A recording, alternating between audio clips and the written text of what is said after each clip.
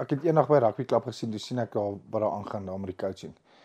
En toe besluit ek daar's 'n gap vir hierdie, daar's baie tekortkoming aan baie spesifiek training.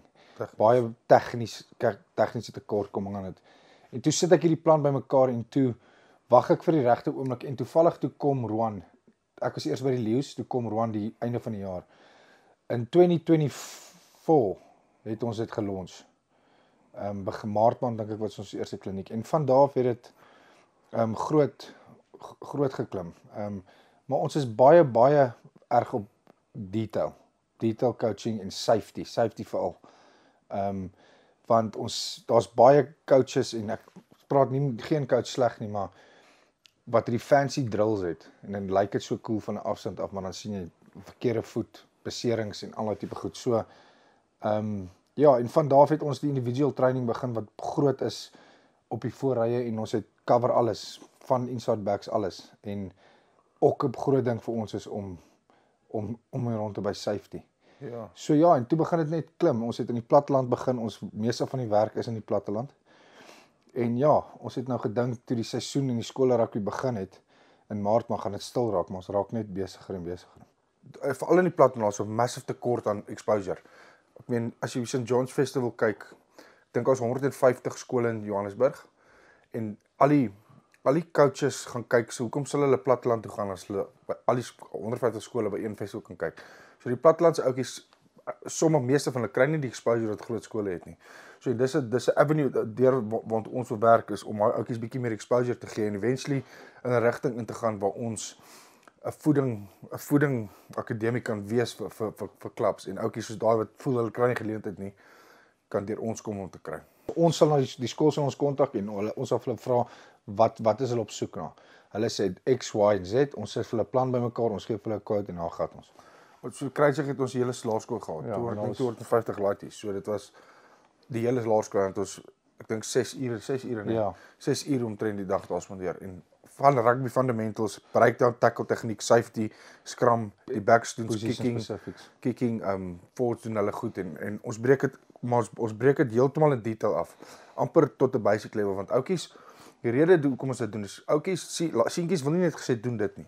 Hulle wil weet hoekom. There's a reason behind why. So dit is wat ons doen. Ons wil ook vir hulle rede gee waarom ons dit goed doen en hoekom ons dit doen. Want help jy sê vir 'n laaitie gaan doen dit nie en verduidelik nie hoekom nie. So daar's baie in detail wat ons doen, ja. Ons is in die diep kant ingegooi en gesê doen dit, trial and error. En ek dink as ons Roan gebruik altyd 'n voorbeeld van sy rolmodel in laerskool en hoekom is dit so?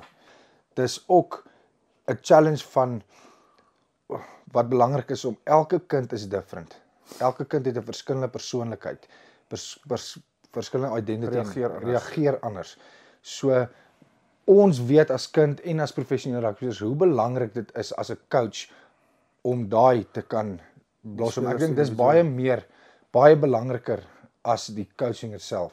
Is to get that child or that individual out sodat hy kan perform. En ek dink dit is wat ons nooit gehad het nie. En ek dink deur daai ervaring het ons 'n passie vir dit gegroei. Ja, ek het 'n kwalifikasie in youth mental health ook. So waar ek spesialiseer in jonger kindertjies en ek in Australië klaar gemaak. So dit was my altyd net 'n idee om uit te figure hoe iemand reageer en wat jou reason is, verstaan? En baie ouetjies wil nie eens rugby speel nie, maar dan stap ons in om haar rolmodel te wees, net om 'n ander stem te hoor en dit jy sal sien dit is baie van ons werk ook. Ons raak baie close met die ouetjies, ons stap pad met baie van die ouetjies. Ons bly in kontak en ja, hulle geniet dit verskriklik. Rugby is so kompeterend vandag dat dit ouetjies wegdruk van die game af. Verstaan jy? So daai ouetjie moet net as hy 'n beter persoon kan word van die veld af en ook verstaan is okay om nie 'n springbok te raak nie. En want baie van hulle pa druk jou en gaan speel rugby, om spring nee. Rugby is daar om deel te voel van iets, om deel te bly van iets. Jy hoef nie noodwendig en ek dink dis 'n massive ding, hè. Ja, daar's baie ouetjies wat jy kan sien wil nie al wees nie. Maar dis wanneer jy instep en jy's net daai vriend vir hom en jy hou hom en jy maak die oefening bietjie meer van en vir hom wat lekker is. Dis nie noodwendig om vir hom beter te word nie. Want baie van hulle wil nie daar wees nie en dis omdat hulle moet. Sodra jy begin fokus op waar jy wil uitkom, gaan jy nooit in elk geval perform nie. Jy gaan dit nooit geniet nie. Dit is 'n verskriklik gevaarlike game wat jy speel. baie gevaarlike game as dit jou fokus is. Ja. En dan moet meer awareness gestel word op dit, want jy sal vinnig die game waar jy van hou verwoes, as jy so dink. Rugby's there to be part of something outside of your normal day. It's not supposed to make you a Springbok. Yes, party van hulle wil, but you need a safe haven outside of your daily ding, om deel te voel van 'n span, om jou social skills te develop, jou deursettingsvermoë te develop. So al daai tipe goed is belangrik as jy dit buite rugby wil vat.